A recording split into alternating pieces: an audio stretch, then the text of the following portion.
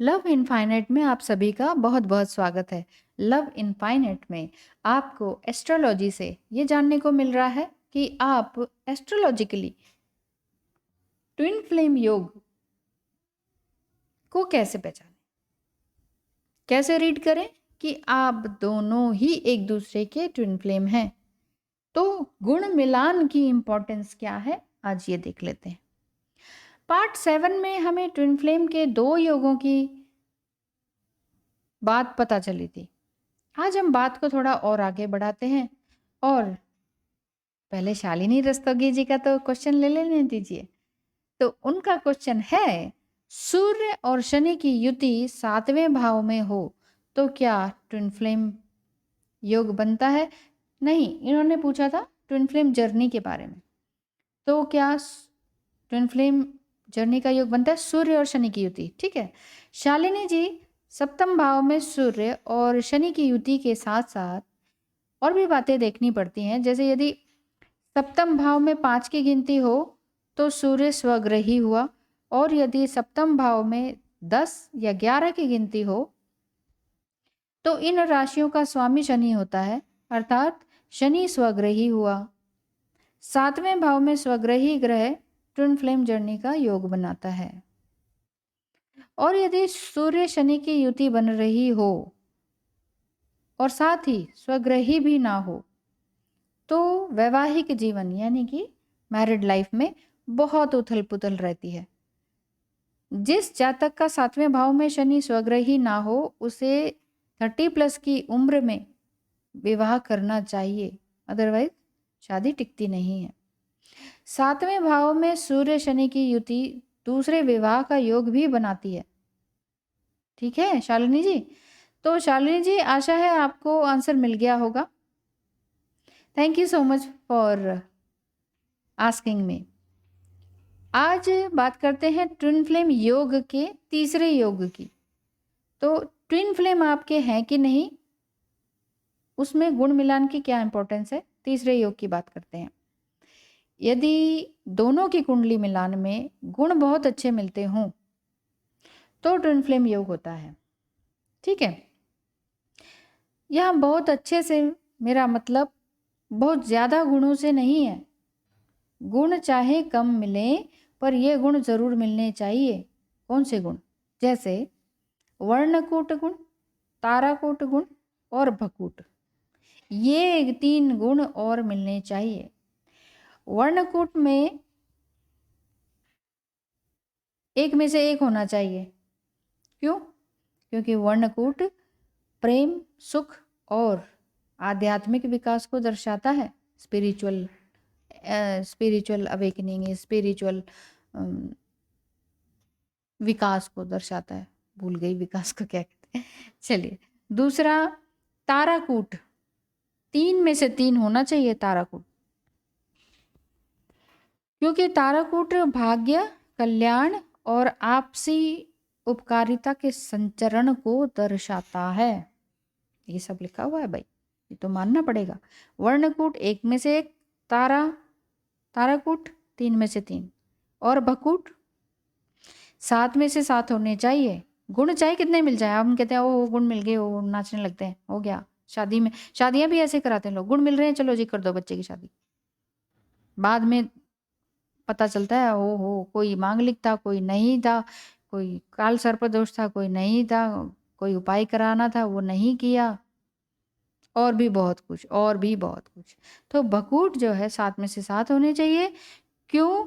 क्योंकि ये बच्चे, सुख, सौभाग्य और परिवार के विकास का प्रतिनिधित्व करता है। भकूट से ही पता चलता है कि बच्चे होंगे या नहीं। गुण चाहे 20-22 ही मिले हों, पर ये गुण अगर मिले तो दोनों ही एक दूसरे के ट्विन फ्लेम जरूर होंगे। गुण चाहे 20-22 भी मिले ना, तो भी आप दोनों एक दूसरे के ट्विन फ्लेम होंगे। आइए अब चलते हैं चौथे योग की तरफ। तीसरा योग आपको समझ आ गया होगा। चौथे योग की तरफ चलने से पहले एक और प्रश्न हो जाए तो फिर हो जाए। प्रश्न है मिनी खरे जी का। Thank you so much Mini Khare ji सवाल पूछने के लिए। आपका सवाल है कि यदि 5म भाव में सूर्य राहु हो और नवम भाव में सिंह राशि हो तो क्या ट्विन फ्लेम जर्नी का योग बनता है? इन्होंने ट्विन फ्लेम जर्नी से रिलेटेड प्रश्न पूछे हैं, उनके जवाब देने तो बनते हैं ना, तो वीडियोस में ही दिए जाएंगे। धन्यवाद। आप भी सुन लीजिए अगर आप सीधे ही इस वीडियो पर आए हैं, ट्विन फ्लेम योग की वीडियो पर आए हैं। अगर ट्विन फ्लेम जर्नी का जानना है तो उससे पिछले सारे पार्ट्स को देख लें। मिनी जी, पंचम भाव में सूर्य राहु की युति ज्योतिष के अनुसार ट्विन फ्लेम जर्नी में नहीं बनाती है, बल्कि सूर्य राहु यदि पंचम भाव में नीच राशि या शत्रु राशि में हो जाएं तो संतान और प्रेम में बाधा आती है। नवम भाव में सिंह की राशि हो और नवम भाव में शुभ ग्रहों की दृष्टि हो तो व्यक्ति सौभाग्यशाली होता है। ठीक है ना? तो पंचम भाव में सूर्य राहु की युति ट्विन फ्लेम योग नहीं बनाती है। अब आगे बढ़ते हैं चौथे योग की तरफ। चौथा योग क्या है? यदि लग्न में लग्न में शुक्र हो, चंद्र हो, केतु हो या राहु हो और आपके पार्टनर के नवमांश में, आपके लग्न में और आपके पार्टनर के नवमांश में, ठीक है, सातवें भाव में वही ग्रह हो तो ट्विन फ्लेम योग बनता है। यानी आपके लग्न में शुक्र है और आपके पार्टनर के नवमांश के सातवें भाव में शुक्र है तो ट्विन फ्लेम योग बनेगा।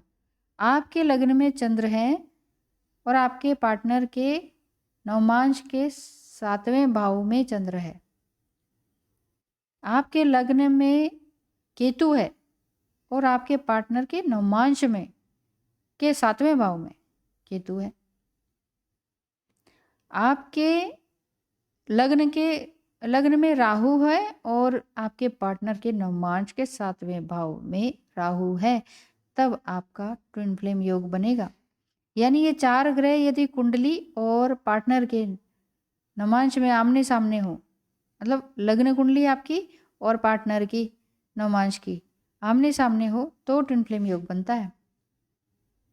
ठीक है, चौथा योग भी आपको समझ आ गया होगा। अब आगे चलते हैं पांचवें योग की तरफ। पांचवा योग है कि आपके नवमांश में, अब आपके नवमांश में आ जाते हैं। आपके नवमांश में जो स्थिति शुक्र, चंद्र, राहु, केतु की है, जैसे अभी हमने लग्न में की थी ना आपके शुक्र, चंद्र, केतु और राहु की, ऐसे ही नवमांश में अगर शुक्र, चंद्र, राहु, केतु की हो, वही स्थिति आपके पार्टनर के नवमांश में भी हो तो ट्विन फ्लेम योग बनता है। मेरे कहने का मतलब यह है कि यदि आपके नवमांश में ये ग्रह पांचवी राशि में है तो आपके पार्टनर के नवमांश में भी पांचवी राशि में होनी चाहिए। यदि ये ग्रह आपके नवमांश में चौथे भाव में है तो आपके पार्टनर के नवमांश में भी चौथे भाव में ही होनी चाहिए, तभी आप दोनों एक दूसरे के ट्विन फ्लेम होंगे। ठीक है ना? ये पांचवा योग की बात कर रही हूँ मैं। और ये ग्रह आपके नवांश में बली हैं तो पार्टनर के नवांश में भी बली होने चाहिए। ये ग्रह आपके नवांश में शुभ ग्रहों से दृष्ट हैं तो आपके पार्टनर के भी नवांश में शुभ ग्रहों से दृष्ट होने चाहिए। अब देखिए इतने सारे मिलाने पड़ते हैं और बहुत से ऐसे भी आ जाते हैं कि हमें कुछ नहीं करना, हमें जस्ट ऐसे ही बता दो हमारे नाम से कि हम ट्विन फ्लेम है कि नहीं। ऐसा नहीं होता है।